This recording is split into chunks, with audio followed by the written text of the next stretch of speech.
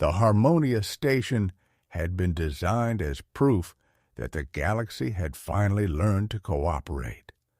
3 kilometers wide, rotating slowly around a pale blue star, it hosted over 80 intelligent species at any given time.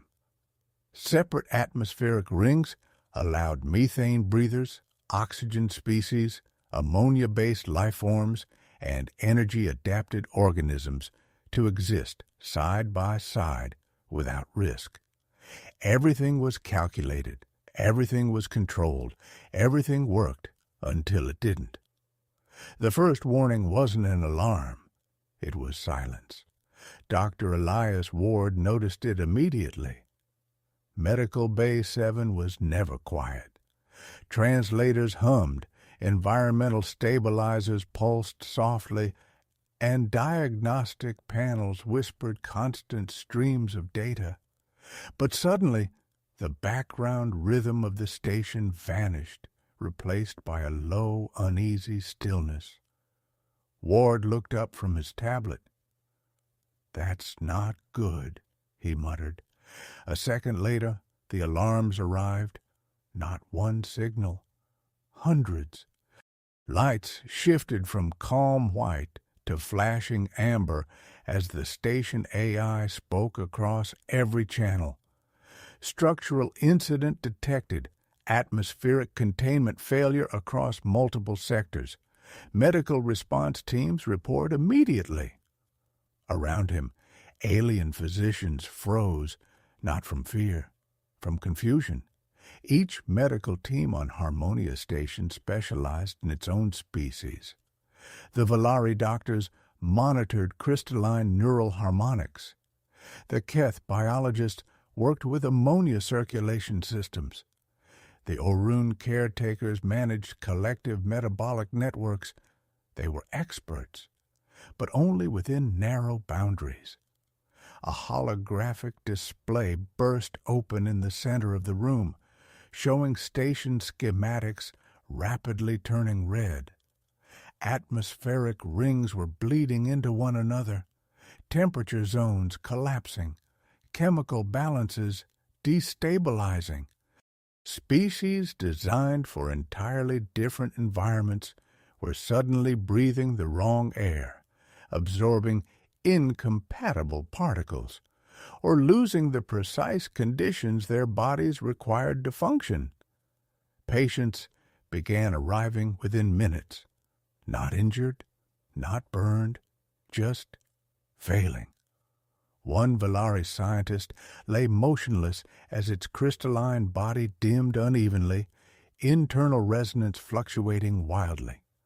Nearby, a Keth engineer struggled as environmental readings drifted outside survivable parameters.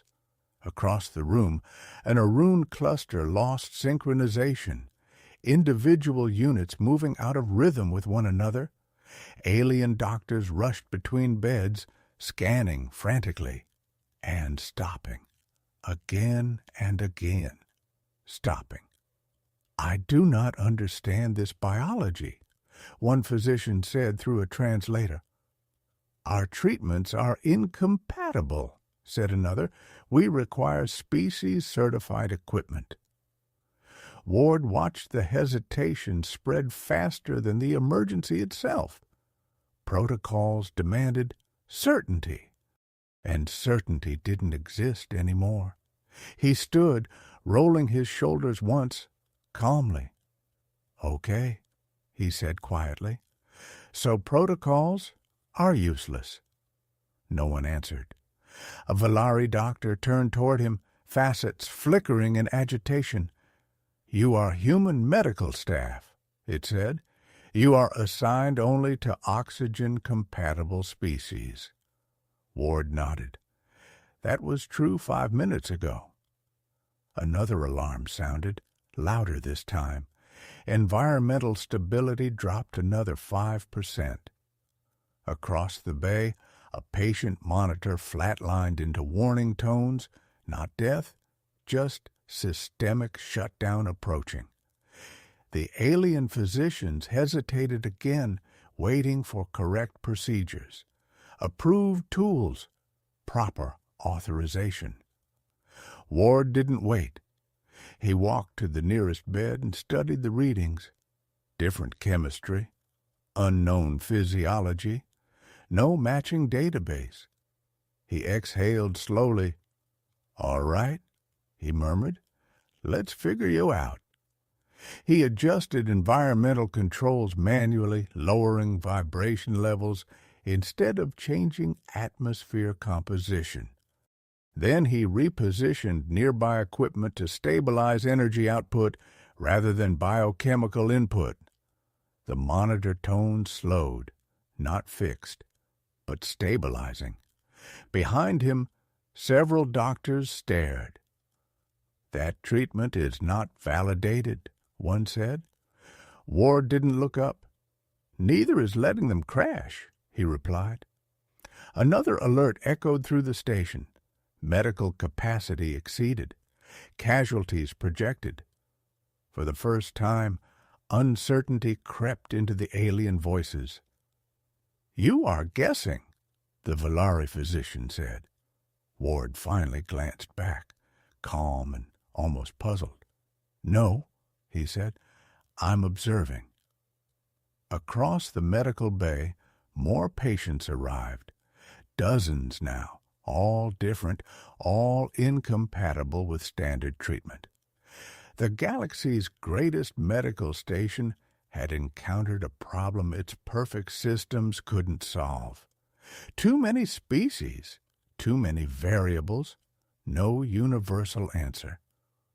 Ward pulled on a pair of adaptive gloves and stepped toward the next patient.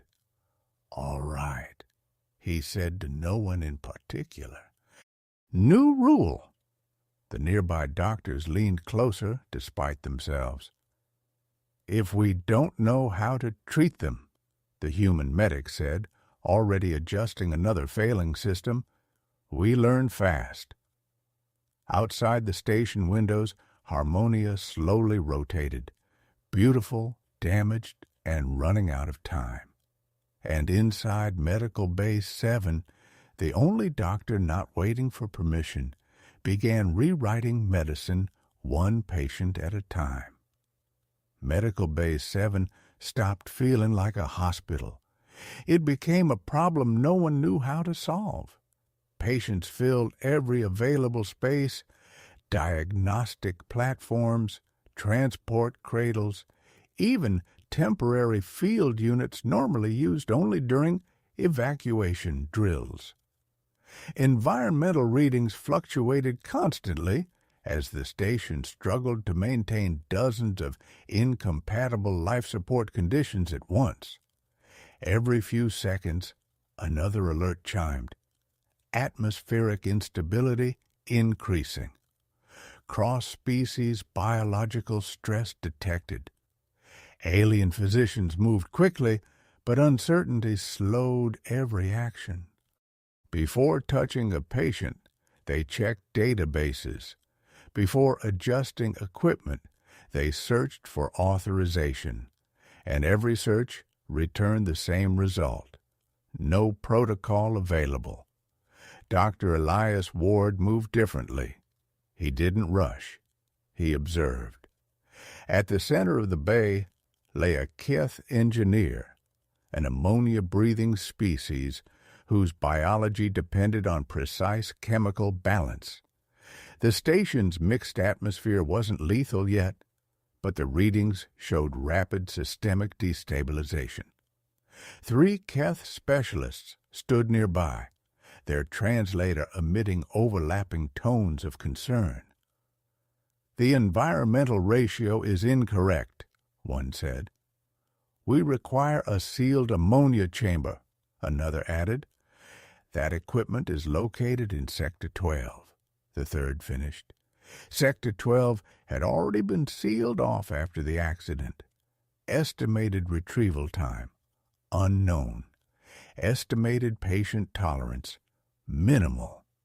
They stepped back, not abandoning the patient, simply reaching the limit of approved solutions. Ward stepped forward. "What's failing first?" he asked. The nearest physician hesitated. "You are not trained in Keth physiology." "Probably true," Ward said, "but something's clearly going wrong. Talk to me." After a moment, the alien complied. "Thermal exchange instability.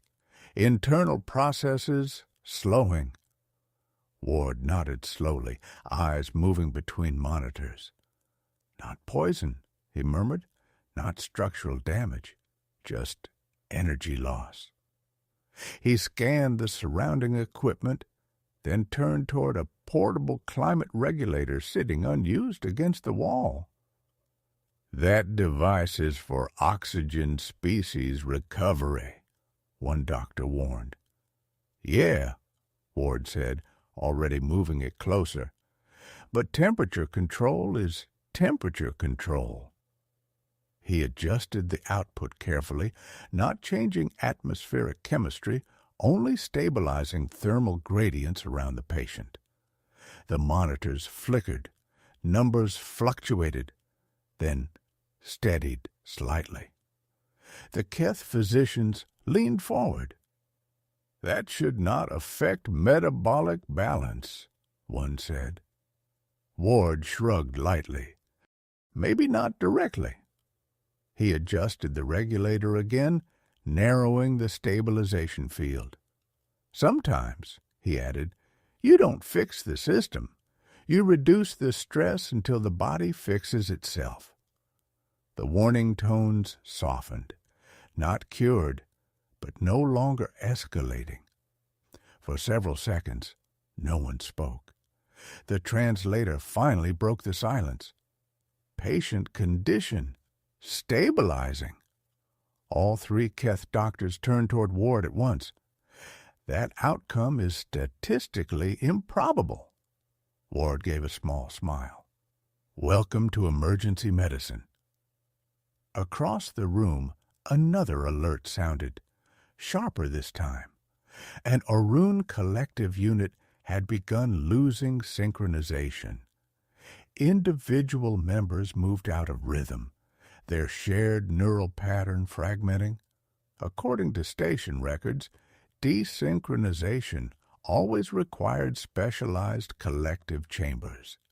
None were available. An Orun caretaker spoke urgently. "If cohesion fails, the group will enter permanent isolation." Ward approached slowly, watching instead of acting immediately. "What keeps them synchronized?" he asked. "Resonant feedback signals," the caretaker replied, "generated by our equipment." Ward looked around the bay. No such equipment existed here, but dozens of diagnostic emitters pulsed quietly nearby, each producing low-level signal patterns. He tilted his head. "Frequency is frequency," he murmured. The caretaker stiffened. "Improper resonance could worsen instability." Ward adjusted the diagnostic emitter, lowering its intensity and matching the rhythm displayed on the monitor. A soft pulse spread across the platform. Nothing happened. 1 second, 2. Then the scattered movements of the Orun units slowly aligned again. The monitor displayed rising coherence. Gasps, translated into various tones and clicks, filled the room. "You modified medical diagnostics into a synchronization field," the caretaker said. Ward scratched the back of his neck. "Honestly, I just tried to give them something consistent to follow." Across Medical Base 7, alien physicians began watching him instead of their screens, not because he was human, because patients were stabilizing, one by one, without proper tools, without species certification, without certainty. The Valari doctor from earlier approached him again, facets glowing with analytical intensity. "You continue treatment Without full biological understanding, it said. Ward nodded. Correct. That contradicts all medical doctrine. He adjusted another monitor calmly. Only if you believe medicine is about knowing everything first. The Valari paused. Then what is it about? Ward glanced across the crowded bay. Dozens of species, dozens of impossible problems. Keeping them alive long enough to learn the answer, he said. At that moment, the station lights dimmed. A deeper alarm echoed through the structure, slower, heavier. The station AI spoke again, its voice noticeably strained. Warning, power redistribution in progress. Medical sectors will lose non-essential systems. Several advanced treatment units powered down instantly. Gasps spread through the room. For most species, losing specialized equipment meant the end of treatment. Ward looked around at the darkening medical bay, then rolled up his sleeve slightly. Well, he said quietly, guess we're doing this the hard way. Behind him, alien doctors exchanged uncertain glances. For the first time since the disaster began, one of them asked a different question. Not, is this allowed? But, what do humans do when equipment fails? Ward picked up a simple manual diagnostic scanner. He smiled faintly. We improvise. Power loss changed everything. Medical Bay 7 dimmed to emergency lighting, soft blue strips replacing the bright clinical glow that once filled the room. Advanced treatment platforms powered down one after another, their holographic interfaces fading into darkness. For many of the alien physicians, it felt like blindness. Their medicine depended on precision systems, analyzers that predicted outcomes before treatment began, automated stabilizers that corrected biological imbalance instantly, intelligent protocols guiding every decision. Without them, certainty vanished. Dr. Elias Ward barely slowed down. He moved equipment closer together, reorganizing the bay into smaller functional zones. Portable scanners replaced diagnostic walls. Thermal blankets substituted environmental chambers. Simple monitoring devices were shared between multiple patients. It looked inefficient, messy, unstructured, and somehow it worked. Across the room, a Valari physician watched closely as Ward adjusted 3 different patient support settings within seconds. You are prioritizing without full analysis, the Valari said. Ward nodded. Yep, that introduces risk. So does doing nothing, he replied calmly. Another alert chimed, weaker now due to reduced power, but urgent enough. A mixed-species transport team rushed in carrying 2 patients at once, a methane-adapted technician and an oxygen-breathing navigator whose environmental needs directly conflicted. The atmosphere around one helped the other, and harmed them at the same time. The attending doctors froze. We must separate treatment environments, one insisted.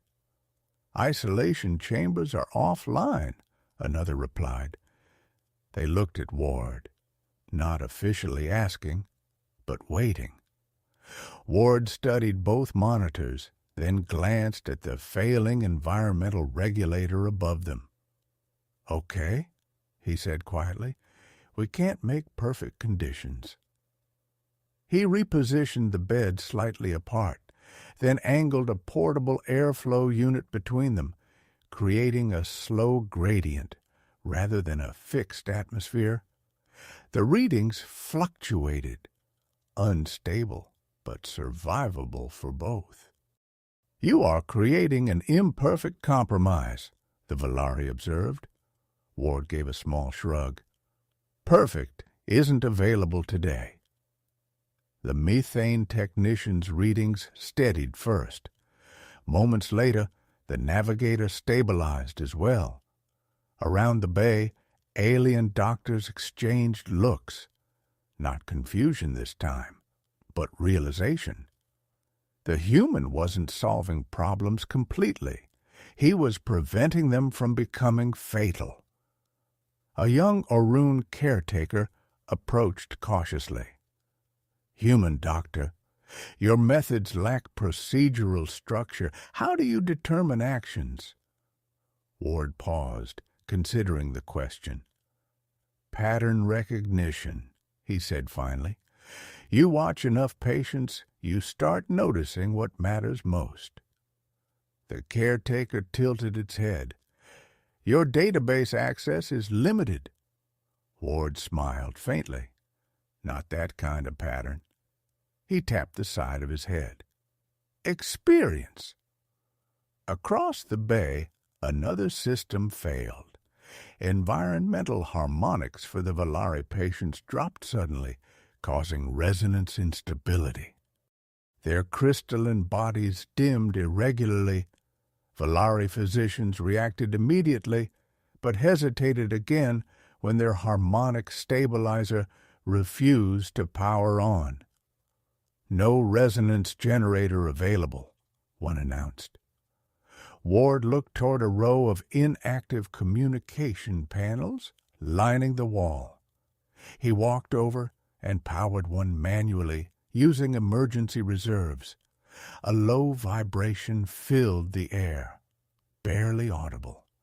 He adjusted the frequency slowly, watching the Valari monitors for response rather than relying on preset values. The readings fluctuated wildly at first. Several doctors tensed. "That frequency is unverified," one warned. Ward adjusted it again, slightly higher. The instability decreased. Another adjustment. The resonance aligned. Valari patients began stabilizing across the bay. Silence followed. Not the silence of failure, the silence of understanding. "You converted a communication system into medical equipment," the Valari physician said. Ward glanced back. "It makes waves," he said simply. "You needed waves." For the first time, one of the alien doctors copied his actions, adjusting another panel using the same logic. Then another physician adapted a climate unit for a different species. Then another improvised monitoring solution using shared sensors. Medical Bay 7 changed. Doctors stopped waiting for correct tools. They started asking different questions. What does the patient actually need? What can we use instead? The rigid order of the galaxy's most advanced medical station slowly transformed into controlled improvisation. The station AI spoke again, overhead. Casualty projections decreasing. Several physicians looked up in surprise. That outcome had not appeared in earlier forecasts. The Valari doctor turned toward Ward. "Your approach spreads among the staff." Ward adjusted a monitor without looking up. "Good," he said. "You are comfortable allowing others to attempt unverified treatments?" Ward finally met the alien's gaze. "They're not guessing anymore," he said. "They're thinking." Across the bay, patients once marked critical began stabilizing one after another, not cured, but surviving. For the first time since the catastrophe began, hope replaced urgency. Then the lights flickered again, harder this time. The station trembled slightly as a deep structural warning echoed through the hull. The AI's voice returned, quieter than before. Primary life support reserves approaching failure threshold. The room fell still. Even improvisation had limits. If life support collapsed completely, no amount of adaptation would matter. Ward looked around at the exhausted doctors now working beside him, aliens who, hours earlier, would never have treated another species. Now they worked together without hesitation. He exhaled slowly. "All right," he said. "What happens when humans run out of options?" The nearby physicians waited. Ward picked up a basic toolkit, not medical equipment, just maintenance tools left behind during evacuation. He gave a small, determined smile. "We make new ones." The tremor rolled through Harmonious Station like distant thunder. Lights flickered. Gravity stuttered for half a second before stabilizing again. Every monitor in Medical Bay 7 flashed the same warning. Life support reserves critical. This time, no one waited for explanation. Even the most protocol-bound physicians understood what it meant. The station was no longer failing in sections. It was failing everywhere. Environmental regulators slowed to minimal output. Atmospheric balancing dropped to emergency levels. Temperature gradients across the station began drifting toward a single unstable average, survivable for no species long term. Patients who had stabilized moments earlier began showing warning signs again, not worsening rapidly, but losing the fragile balance the medical team had fought to create. The station AI spoke, voice faint, under power limitations. Energy allocation priority, structural integrity, and core systems. Medical sectors classified as secondary support. Several devices powered down instantly. Half the remaining monitors went dark. A quiet wave of alarm passed through the room. One physician spoke what everyone realized. "We cannot maintain treatment." Another added, "Without environmental support, biological stabilization will reverse." The Volari doctor turned toward Ward. "For the first time since this event began, there may be no workable solution." Ward didn't answer immediately. He watched the remaining screens, watched the patterns, watched how every patient declined in nearly the same way despite completely different biology. That was the detail that caught his attention. "Wait," he murmured. He walked slowly through the bay, checking readings manually now that automation was gone. Temperature drift, energy fluctuation, metabolic slowdown. Different species, same underlying stress. He stopped in the center of the room. "It's not medical anymore," he said. Several doctors looked at him. "What do you mean?" asked the Orun caretaker. Ward gestured upward toward the ceiling. "We're treating symptoms. The real patient is the station." Confusion rippled through the group. "The engineering teams are addressing structural failure," a physician replied. Ward shook his head. "No, they're trying to save systems. We need to stabilize conditions." He turned toward a wall display still running on emergency power and pulled up station-wide environmental data. Zones flickered red across nearly every sector. Each species required different conditions. The station was trying and failing to maintain all of them simultaneously. Too many demands, not enough power. Ward exhaled slowly. It's overcompensating. The Valari physician tilted its crystalline head. Clarify. The station keeps trying to be perfect for everyone, Ward said. That's draining power faster than the damage itself. Understanding spread slowly. You propose reducing environmental accuracy? The Valari asked. Ward nodded. Not perfect environments, just survivable ones. Shock moved through the room. That violates multi-species habitation doctrine, one doctor said immediately. Minimum tolerances may cause biological stress, another warned. Ward met their gazes calmly. They're already under stress, he said. But right now, the station is dying trying to please everybody. He zoomed the display outward, showing power consumption spikes. If we lower environmental precision across all sectors, he continued, we buy time, less energy usage, more stability. Silence followed. It wasn't a medical decision anymore. It was a station-wide gamble. The Orun caretaker spoke softly. You are suggesting controlled imperfection for all species. Ward nodded once. Equal discomfort, he said. Equal survival. The Valari physician hesitated. Such authority exceeds medical jurisdiction.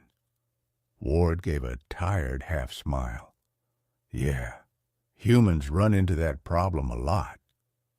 Another tremor shook the station, stronger this time. Several patients' monitors dropped sharply before stabilizing again. Time had run out. The Valari doctor turned toward the others. One by one, alien physicians signaled agreement. Not because it was safe, because it was the only idea left.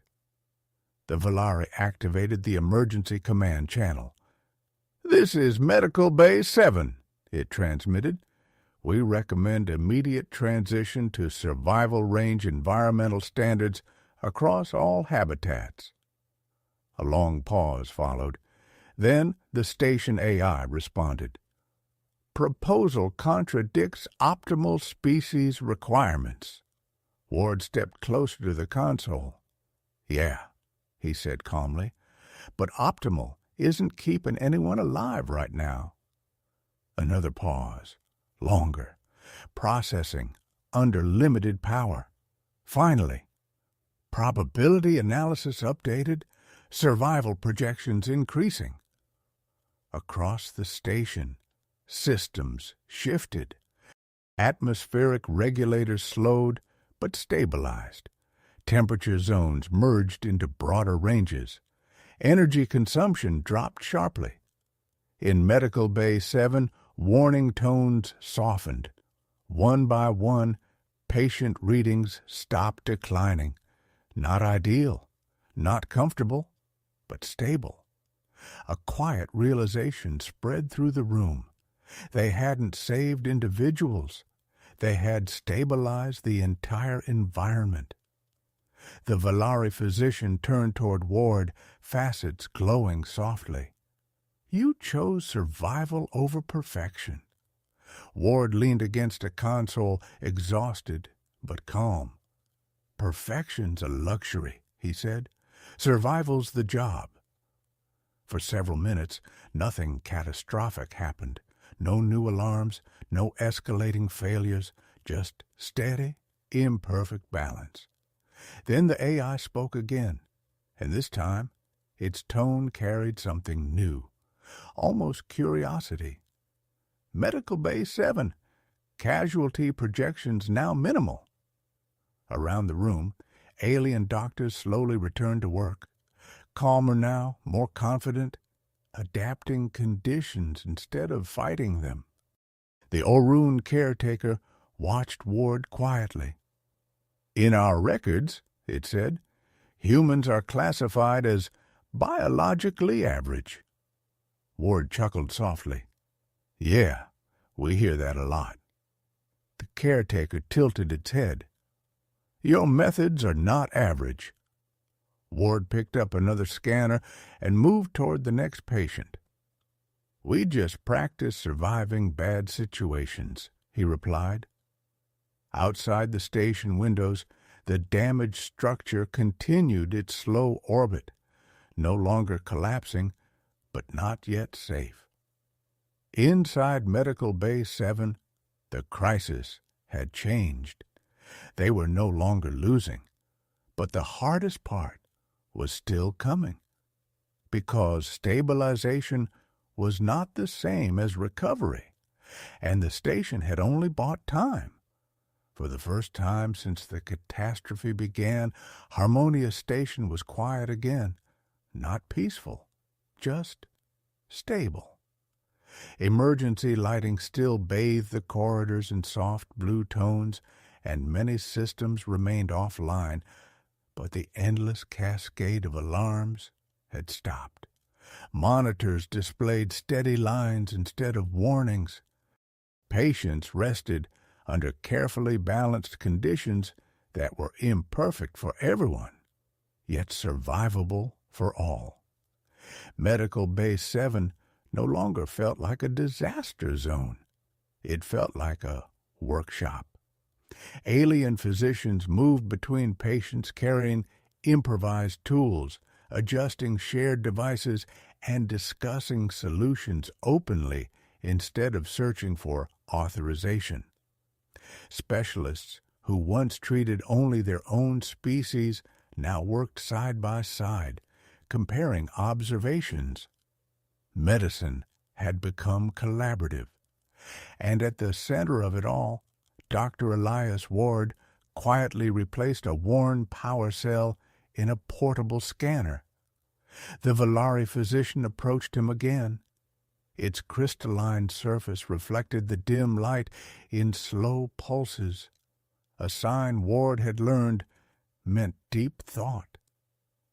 "We have reviewed historical human medical records," it said. Ward didn't look up. "That sounds dangerous." The translator paused briefly, as if uncertain whether humor required response. "What we found is confusing," the Valari continued. "That tracks." The alien activated a small holographic display. Data scrolled rapidly. Timelines, incident reports, survival statistics. "Human medicine appears heavily shaped by crisis environments," it said. "Wars, natural disasters, resource shortages, exploration failures." Ward slid the scanner closed and nodded slightly. "Yeah," he said. "We've had practice." The Valari's facets brightened. "Other species developed medicine during periods of stability. Treatments were refined under controlled conditions." It gestured toward the busy medical bay. "Humans developed medicine when conditions were uncontrolled." Nearby doctors subtly listened while pretending not to. Ward leaned against the console. "When things go wrong where humans come from," he said, "help isn't always nearby. So doctors learn to work with whatever exists." The Orun caretaker joined the conversation. "Our databases show humans performing treatment without full diagnostics, without proper facilities, sometimes without compatible equipment." Ward smiled faintly. "Sometimes without electricity." Several physicians paused their work at that. The caretaker processed this silently.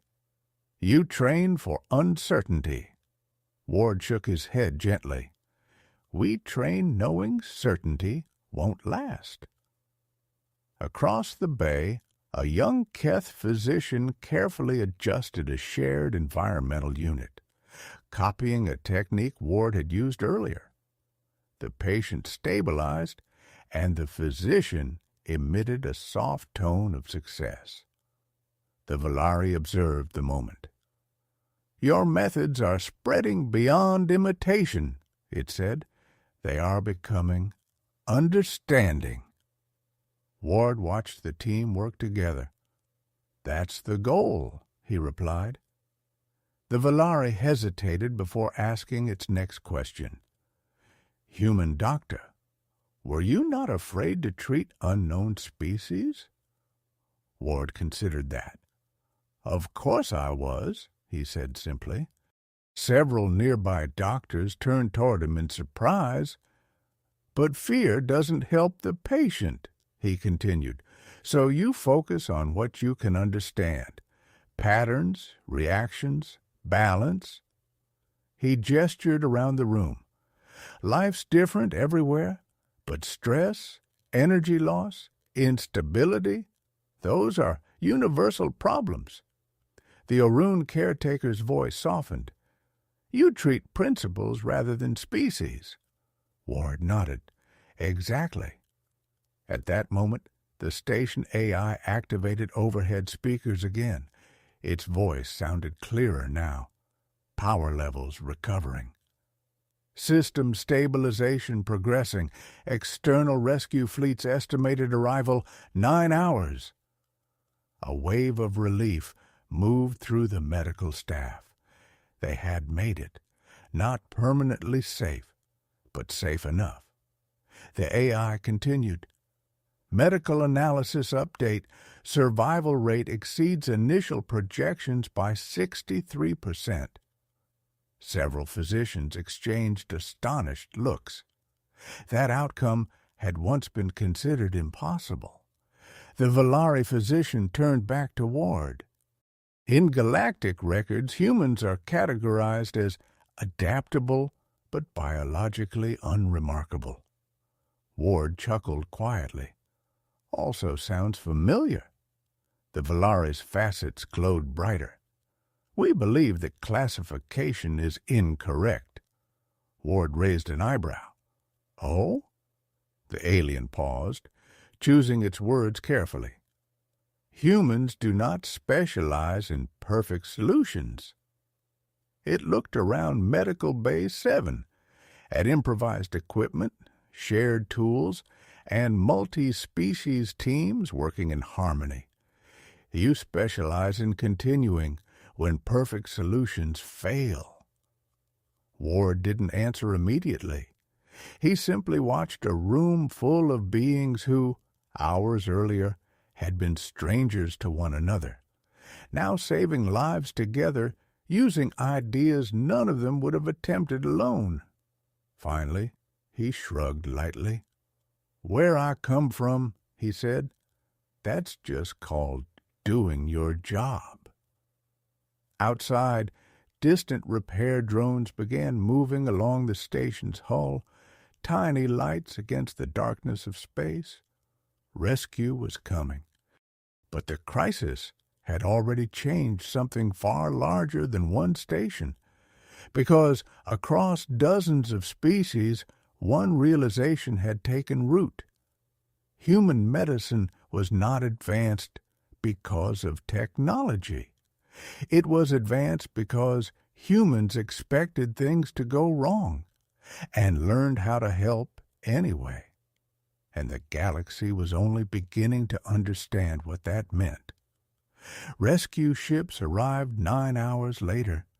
They appeared first as distant points of light beyond the observation windows, then as full silhouettes, engineering vessels, medical cruisers, and diplomatic escorts emerging from faster-than-light transit in precise formation around Harmonia Station.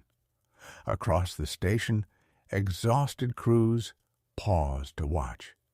For many species, rescue meant the end of responsibility. Specialists would arrive. Authority would transfer. Proper systems would return. Order would replace improvisation. In Medical Bay 7, no one stopped working. Not yet. patients still required monitoring. Environmental conditions still needed adjustment. Improvised solutions still demanded attention. Dr. Elias Ward finished recalibrating a shared regulator and finally allowed himself to sit for the first time in hours. The chair creaked softly. He barely noticed. The Volari physician approached again, accompanied now by representatives from several species, Keth, Orun, and others who had worked beside him during the crisis. "We have received incoming medical teams," the Volari said. "They request status reports." Ward nodded. "Good. They'll have better equipment." A brief pause followed. "That is not their primary request," the Volari added. Ward looked up. "They ask," the translator continued, "how casualty projections were reduced beyond predictive modeling." Ward rubbed his eyes tiredly. "Tell them everyone here did their jobs." The gathered physicians exchanged subtle signals. "That answer is insufficient for official records," the Orun caretaker said gently. Ward sighed. "All right," he said, "then tell them the truth." He gestured around the room. "We stopped trying to make things perfect and started trying to make things work." Across the bay, new medical teams began arriving, organized, efficient, equipped with advanced technology restored by the rescue fleet. They paused almost immediately, surprised by what they saw.